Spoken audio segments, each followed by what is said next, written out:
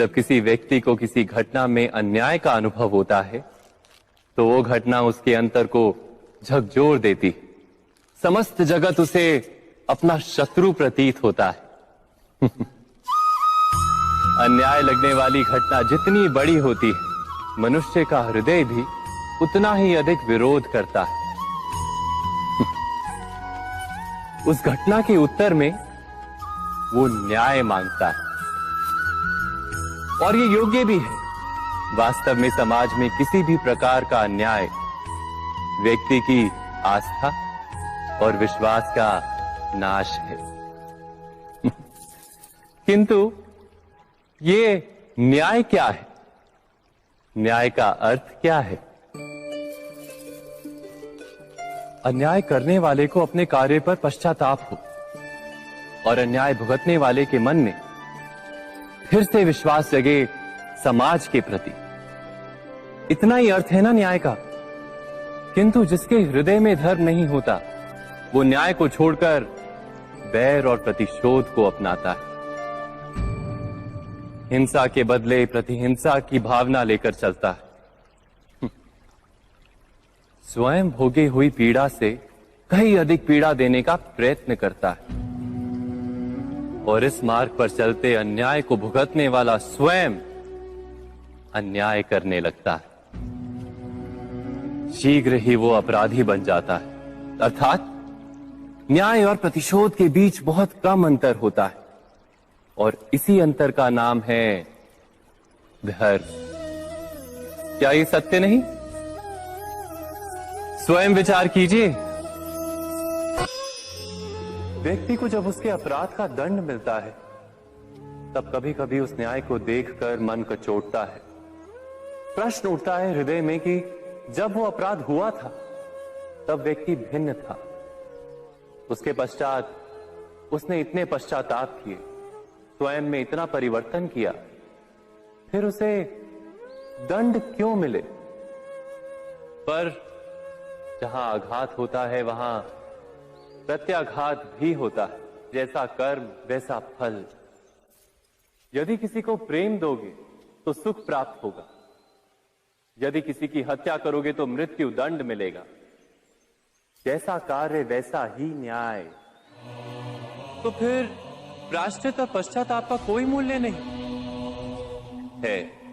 अवश्य है मूल्य। प्रायश्चित और पश्चाताप मनुष्य की आत्मा को बलवान करता है। आने वाले दंड को स्वीकार करने के लिए मनुष्य को तैयार करता है। अर्थात बिना प्रायश्चित के दंड स्वीकार करने का कोई मूल्य है? स्वयं विचार कीजिए। मनुष्य के हृदय में भय का साम्राज्य रहता है सदा। कभी संपत्ति के नाश का भय, कभी अपमान का भय, कभी अपनों से छूट जाने का भय। इसीलिए भय का होना सबको स्वाभाविक ही लगता है। क्या कभी विचार किया है, जो स्थिति अथवा वस्तु भय को जन्म देती है, क्या वहीं से वास्तव में दुख आता है? नहीं, ऐसा तो कोई नियम नहीं। और सबका अनुभव तो ये बताता है कि भय धारण करने से भविष्य के दुख का निवारण नहीं होता। भय केवल आने वाले दुख की कल्पना मात्र ही है। वास्तविकता से इसका कोई संबंध नहीं है। तो क्या ये जानते हुए भी कि भय कुछ और नहीं, केवल कल्पना मात्र ही है, इससे मुक्त होकर निर्भय बन पाना क्या बहुत कठिन है? अवश्य विचार कीजिएगा।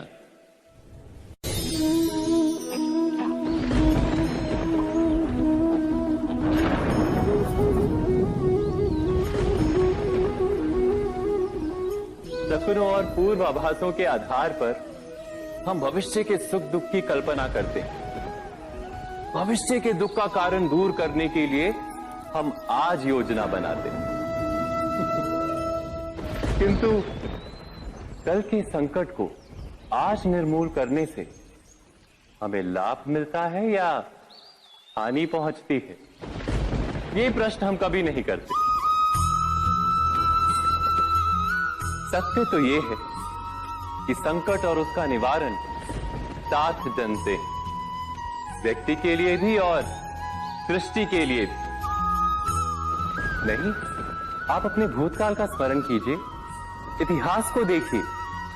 आप तुरंत ही ये जान पाएंगे कि जब जब संकट आता है तब तब उसका निवारण करने वाली शक्ति भी जन्म लेती है। यही तो जगत का चलन है। वस्तुतः संकट ही शक्ति के जन्म का कारण है। प्रत्येक व्यक्ति जब संकट से निकलता है तो एक पद आगे बढ़ा होता है, अधिक चमकता है, आत्मविश्वास से अधिक भरा होता है, न केवल अपने लिए अपितु विश्व के लिए भी। क्या ये सत्य नहीं? वास्तव में संकट का जन्म है एक अवसर का जन्म, अपने आप को बदलने का, अपने विचारों को ऊंचाई पर करने का अवसर, अपनी आत्मा को बलवान और ज्ञान मंडित बनाने का अवसर। जो ये कर पाता है उसे कोई संकट नहीं होता, किंतु जो ये नहीं कर पाता वो तो स्वयं एक संकट है विश्व के लिए। विचार कीजिए।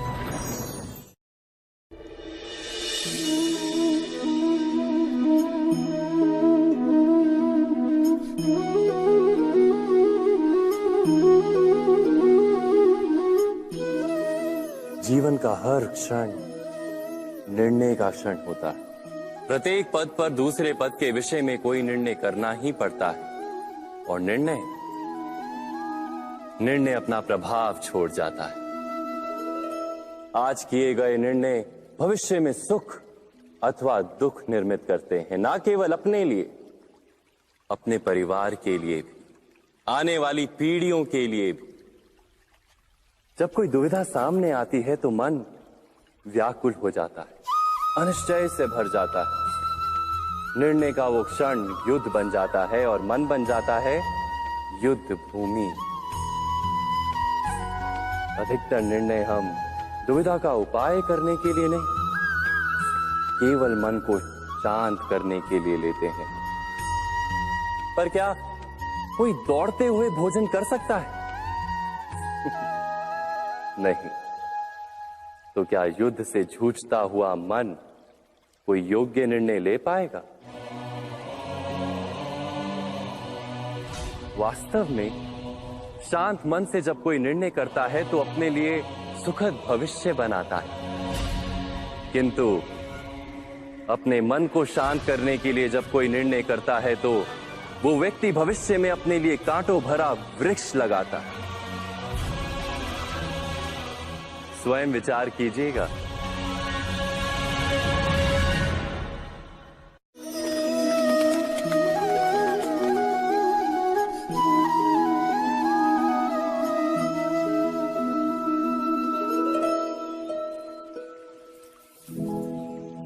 निर्णय के क्षण में हम सदा ही किसी अन्य के सुझाव, सूचना, मंत्रणा या परामर्श को आधार बनाते हैं, और हमारे भविष्य का आधार हमारे आज लिए गए निर्णय के ऊपर होता है।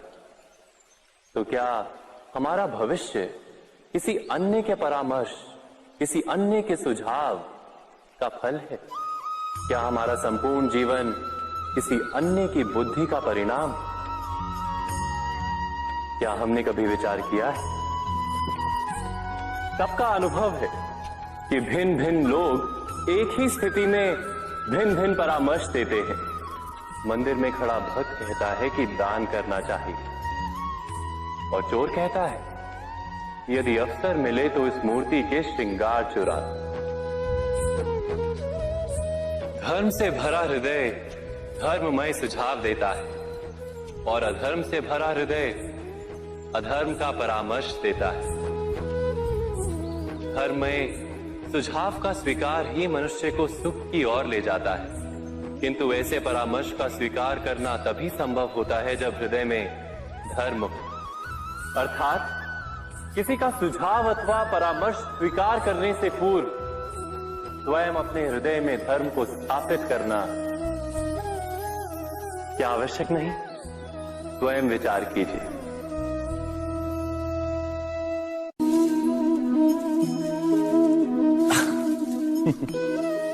मनुष्य के सारे संबंधों का आधार है अपेक्षा। पति कैसा हो जो मेरा जीवन सुख और सुविधा से भर दे? पत्नी कैसी हो जो सदैव मेरे प्रति समर्पित रहे? संतान कैसी हो जो मेरी सेवा करे, मेरा आदेश माने?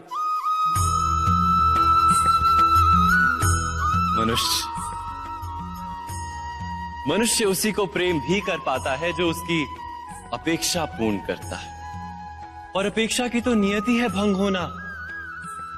कैसे? क्योंकि अपेक्षा मनुष्य के मस्तिष्क में जन्म लेती है। कोई अन्य व्यक्ति उसकी अपेक्षाओं के बारे में जान ही नहीं पाता। पूर्ण करने की प्रामाणिक इच्छा हो तब भी कोई मनुष्य किसी की अपेक्षाओं को पूर्ण नहीं कर पाता, और वहां से जन्म लेता है संघर्ष। सारे संबंध संघर्ष में परिवर्तित हो जाते। पर मनुष्य अपेक्षा को संबंध का आधार ना बनाए और स्वीकार करे केवल संबंध का आधार, तो क्या ये जीवन स्वयमेव सुख और शांति से नहीं भर जाएगा? स्वयं विचार कीजिएगा।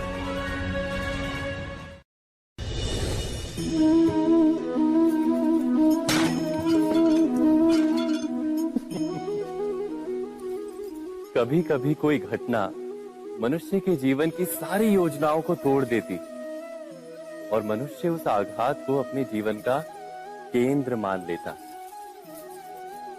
पर क्या भविष्य मनुष्य की योजनाओं के आधार पर निर्मित होते हैं? नहीं। जिस प्रकार किसी ऊंचे पर्वत पर सर्वप्रथम चढ़ने वाला उस पर्वत की तलाई में बैठकर जो योजना बनाता है, क्या वही योजना उसे उस पर्वत की चोटी तक पहुंचाती है? नहीं। वास्तव में वो जैसे जैसे ऊपर चढ़ता है वैसे वैसे उसे नई नई चुनौतियां, नई नई विडंबनाएं, नए नए अवरोध मिलते हैं। प्रत्येक पद पर वो अपने अगले पद का निर्णय करता है। प्रत्येक पद पर उसे अपनी योजनाओं को बदलना पड़ता है। कहीं पुरानी योजना उसे खाई में ना ढकेल दे। वो पर्वत को अपने योग्य नहीं बना पाता, केवल स्वयं को पर्वत के योग्य बना सकता है। क्या जीवन के साथ भी ऐसा ही नहीं? जब मनुष्य जीवन में किसी एक चुनौती को, एक अवरोध को अपने जीवन का केंद्र मान लेता है, अपने जीवन की गति को ही रोक देता है, तो वो अपने जीवन में सफल नहीं बन पाता और ना ही सुख और शांति प्राप्त कर पाता। अर्थात जीवन को अपने योग्य बनाने के बदले स्वयं अपने को जीवन के योग्य बनाना ही सफलता और सुख का एकमात्र मार्ग नहीं? स्वयं विचार कीजिए।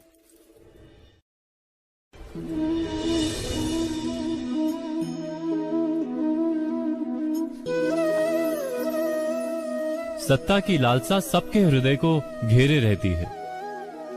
प्रत्येक व्यक्ति अपना एक राष्ट्र निर्मित करने का प्रयत्न अवश्य करता है। फिर वो राष्ट्र कुरु राष्ट्र की भांति बहुत बड़ा हो या फिर अपने परिवार तक सीमित हो, वो सत्ता प्राप्त करने का प्रयास अवश्य करता है। किंतु सत्ता का वास्तविक रूप क्या है? क्या हमने कभी विचार किया है? एक मनुष्य जितने अधिक लोगों के जीवन को प्रभावित कर सके, जितने अधिक लोगों के जीवन की स्वतंत्रता पर अंकुश रख सके, उतनी ही अधिक सत्ता का अनुभव करता है वो। सत्ता का वास्तविक रूप ही है अन्य के जीवन पर स्वयं का प्रभाव।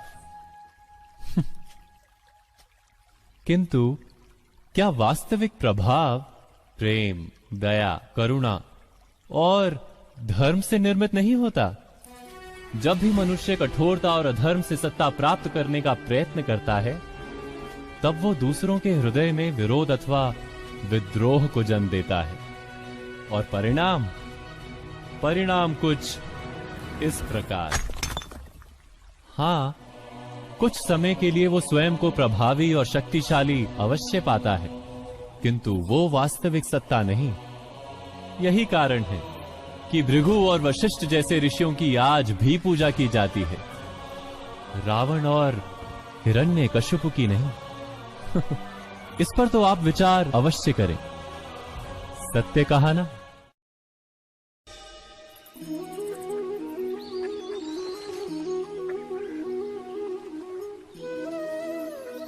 समय के आरंभ से ही मनुष्य को एक प्रश्न सदा पीड़ा देता है कि वो अपने संबंधों में अधिकतम सुख और कम से कम दुख किस प्रकार प्राप्त कर सकता है। क्या आपके सारे संबंधों ने आपको संपूर्ण संतोष दिया है? विचार कीजिए। हमारा जीवन संबंधों पर आधारित है, हमारी सुरक्षा संबंधों पर आधारित है। इसी कारण हमारे जीवन के सारे सुखों का आधार भी संबंध है। किंतु फिर भी हमें संबंधों में ही अधिकतर दुख क्यों प्राप्त होते हैं? सदा ही संघर्ष भी संबंधों से ही उत्पन्न क्यों हो जाते हैं? कभी विचार किया है?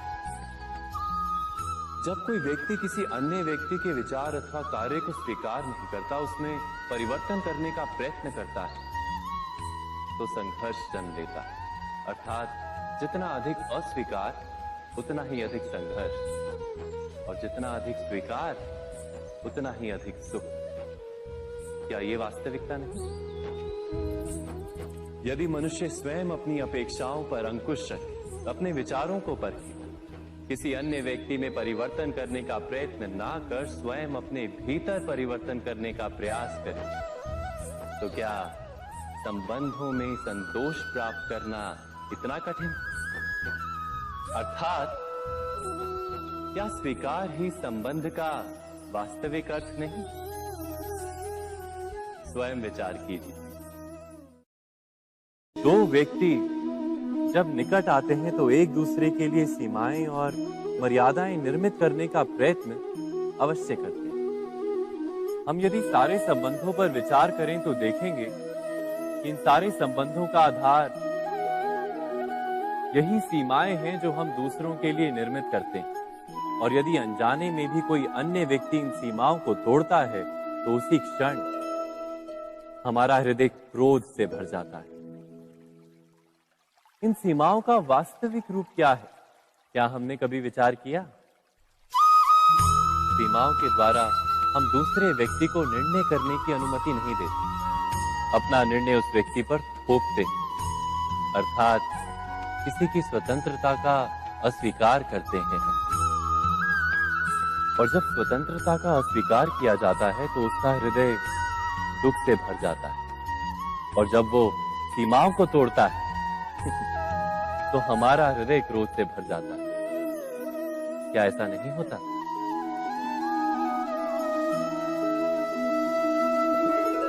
पर यदि एक दूसरे की स्वतंत्रता का सम्मान किया जाए तो किसी मर्यादाओं या सीमाओं की आवश्यकता ही नहीं होती।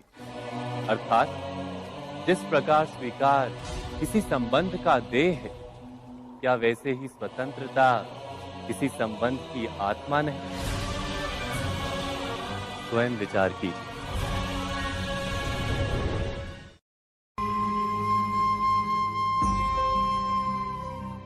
प्रत्येक मनुष्य के जीवन में ऐसा क्षण अवश्य आता है जब सारे स्वप्न, सारी आशाएं, सारे दृश्य ध्वस्त हो जाते हैं।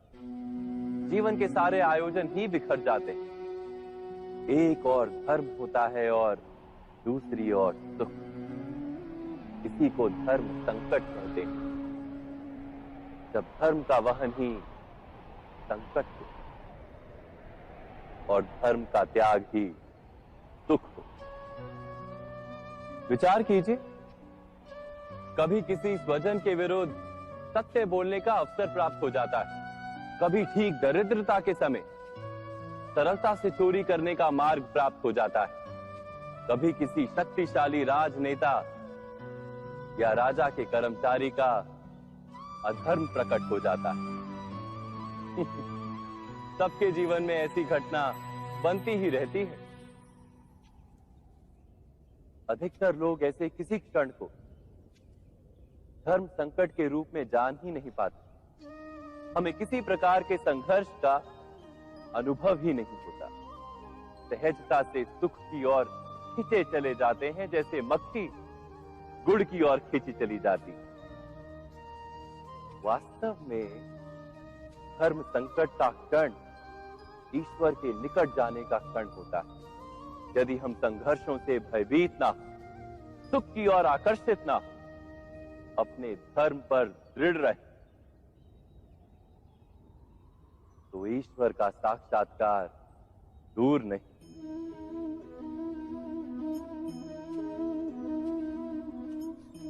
पवन से युद्ध करने वाला पत्ता यदि पेड़ से गिरता है तो भी आकाश की ओर उठता है।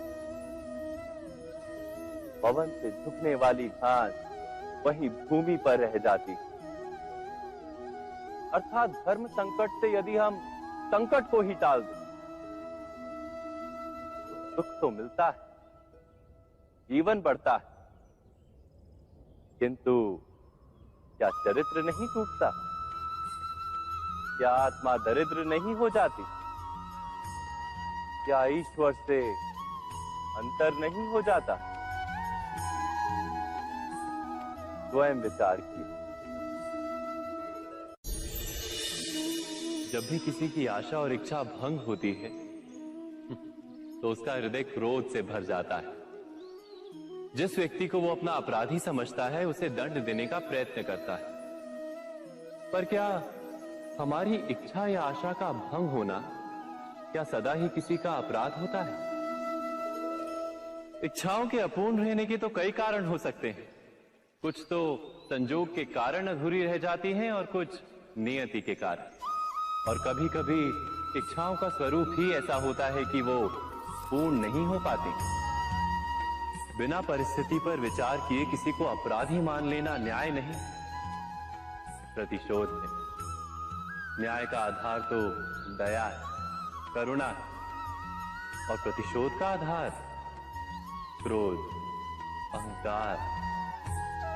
अर्थात हृदय में करुणा धारण किए बिना किसी के अपराध के विषय में विचार करना, किसी को दंड देना, क्या अपने आप में ही अन्याय नहीं? स्वयं विचार कीजिए।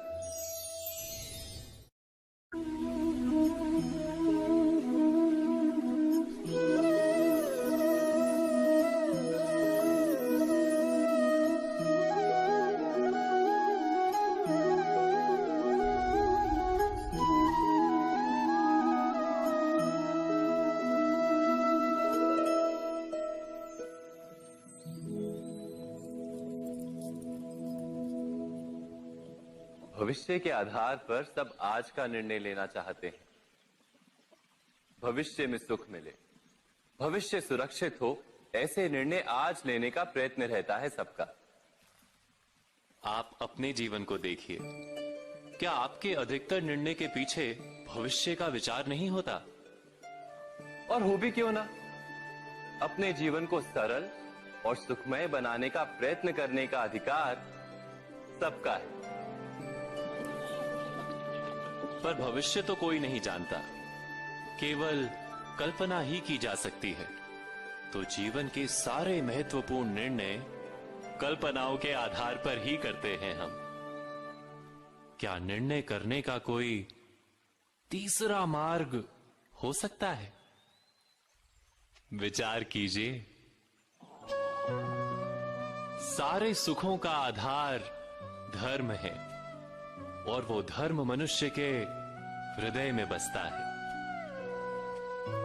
तो प्रत्येक निर्णय से पूर्व स्वयं अपने हृदय से ये प्रश्न अवश्य पूछ लेना कि ये निर्णय स्वार्थ से जन्मा है या धर्म से। क्या इतना पर्याप्त नहीं? भविष्य के बदले धर्म का विचार करने से क्या भविष्य अधिक सुखपूर्ण नहीं होगा? स्वयं विचार कीजिए।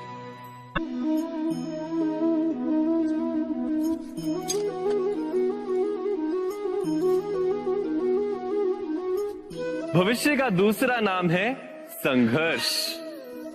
हृदय में आज इच्छा होती है और यदि पूर्ण नहीं हो पाती तो हृदय भविष्य की योजना बनाता है।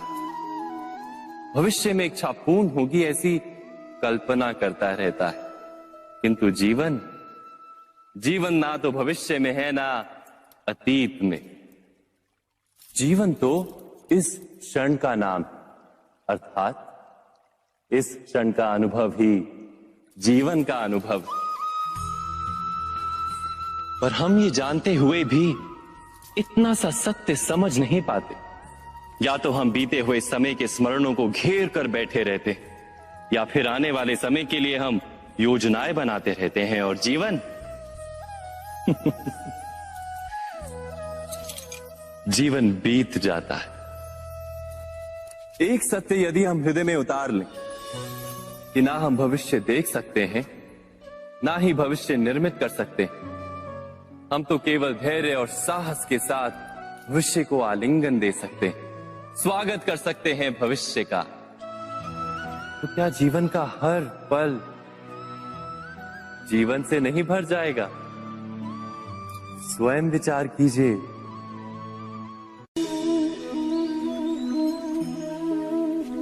सबके जीवन में ऐसा प्रसंग अवश्य आता है कि सत्य कहने का निश्चय होता है हृदय में, किंतु मुख से सत्य निकल नहीं पाता। कोई भय मन को घेर लेता है। किसी घटना अथवा प्रसंग के बारे में बात करना, या फिर स्वयं से कोई भूल हो जाए उसके बारे में कुछ बोलना, क्या ये सत्य है? नहीं, ये तो केवल तथ्य है। अर्थात जैसा हुआ था वैसा केवल बोल देना सामान्य सी बात है। किंतु कभी कभी उस तथ्य को बोलते हुए भी भय लगता है। कदाचित किसी दूसरे की भावनाओं का विचार आता है मन, दूसरे को दुख होगा ये भय भी शब्दों को रोकता है। तो ये सत्य क्या है? क्या हमने कभी विचार किया है? जब भय रहते हुए भी कोई तथ्य बोलता है तो वो सत्य कहलाता है। वास्तव में सत्य कुछ और नहीं, केवल निर्भयता का दूसरा नाम है। और निर्भय होने का कोई समय नहीं होता, क्योंकि निर्भयता आत्मा का स्वभाव है। अर्थात क्या प्रत्येक क्षण सत्य बोलने का क्षण नहीं होता?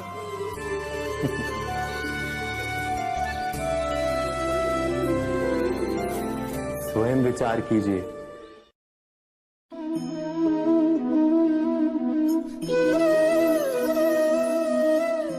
परंपरा में धर्म बसता है और परंपराएं ही धर्म को संभालने का कार्य करती हैं, ये सत्य है।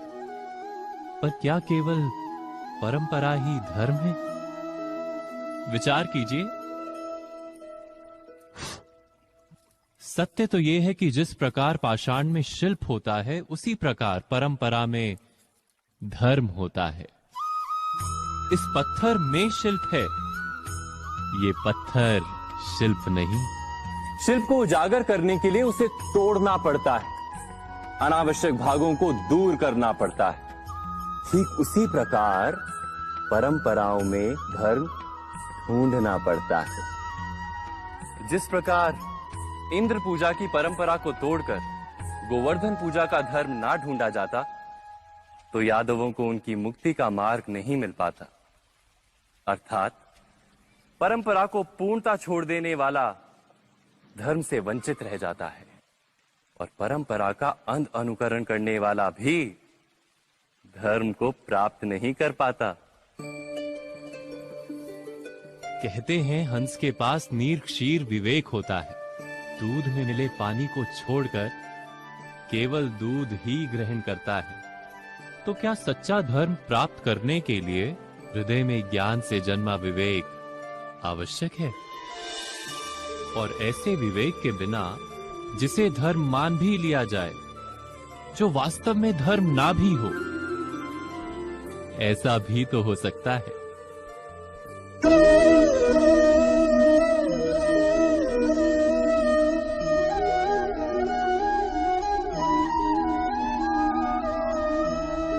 महाभारत का ये युद्ध, महाभारत की ये कथा अनेक सत्यों को प्रस्थापित करती है। महानतम सत्य ये कि अलगपन और भिन्नता ही अधर्म का मूल है और एकात्मता ही धर्म का आधार है। कैसे? स्वयं विचार कीजिए। मनुष्य का हृदय सुख की आशाओं से, सत्ता और संपत्ति की इच्छाओं से घिरा रहता है सदा। किंतु सामान्य रूप से मनुष्य अपने माता पिता, संतानों, भाई बहन या पत्नी के साथ उचित व्यवहार ही करता है, कोई अन्याय नहीं करता। वो सुख और संपत्ति को समान भागों में बांटकर भोगता है, क्योंकि वो ये जानता है कि उसके सुख का आधार है उसका परिवार, उसके सुख का कारण है उसका परिवार। मनुष्य ये भी जानता है कि उसका सुख समाज से आता है, किंतु वो समाज के साथ अन्याय कर लेता है, समाज का शोषण कर लेता है, क्योंकि वो समाज को अपने सुख का कारण नहीं मानता, वो समाज को अपने सुख का साधन मानता है। भेद है तो कारण और साधन में। मनुष्य को जब ये बोध हो जाता है कि सारा संसार परमात्मा का ही रूप है, प्रत्येक जीव परमात्मा का ही अंश है, अर्थात कोई पराया नहीं, सब अपने, ये सारा संसार अपना ही है, अपना ही परिवार है, तो क्रोध का कोई कारण ही नहीं रह जाता। सारे संघर्ष, सारा वैर, सारा प्रतिशोध नष्ट हो जाता है। अंतर में परमात्मा और संसार में एकात्मता, यही धर्म का मूल सिद्धांत है। महाभारत की ये यात्रा क्रोध से बोध की यात्रा है, भिन्नता से एकात्मता की यात्रा है। भूमि पर वास करने वाली प्रजा जब तक इस महाभारत की कथा को अपने स्मरणों में जीवित रखेगी, तब तक ऐसा विध्वंस पुनः नहीं होगा। कोई भी शक्ति इसकी महत्ता का वस्त्र हरण नहीं कर पाएगी। इस यात्रा में मेरे साथ प्रवास करने वालों को मैं अभिनंदन देता हूं। उनके हृदय में धर्म का बीज स्थापित, कल्याण, संसार का कल्याण। ओम सहना भवतु। ईश्वर हमारा रक्षण करे। सहनो भुनक्तु। हम सब मिलकर सुख भोगे। सहवीर्यम करवावहै। एक दूसरे के लाभ प्रयास करें। तेजस्विनावधितमस्तु। हम सबका जीवन तेज से भर जाए। मां विद्विषावहै। परस्पर कोई द्वेष या ईर्ष्या ना हो। ओम शांति।